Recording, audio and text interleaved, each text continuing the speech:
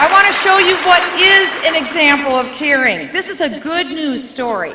You see, we cared in the 1950s when we had an absolute epidemic of polio that was sweeping over our nation. At that time, economists told us the annual cost to deal with polio would be something like $100 billion a year.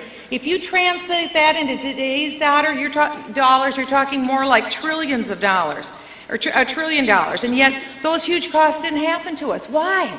Because someone cared.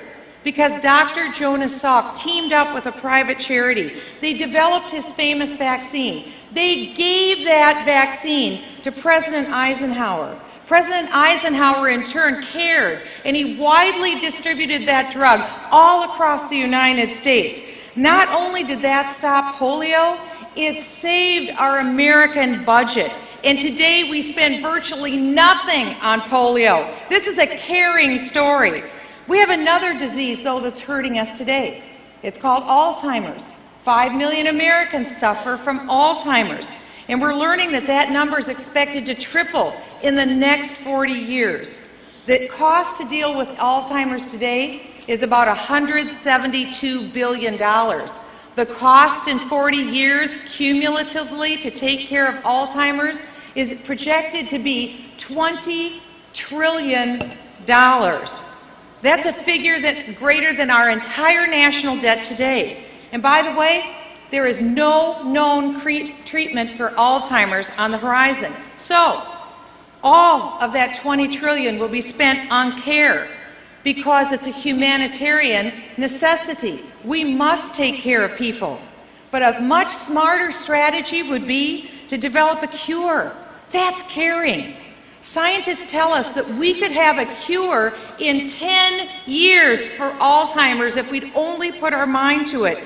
So why aren't we seeking to cure diseases like Alzheimer's or diabetes, juvenile diabetes, heart disease, cancer, Parkinson's disease? How did we possibly get to this point of political malpractice? Because our government, proclaiming to care so much, has created a cadre of overzealous regulators, excessive taxation, and greedy litigators. That's not caring.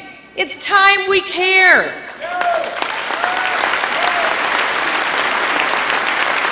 Because you see, we don't need a big government to develop these cures. What we need is big innovation, big growth, big ideas. That's America.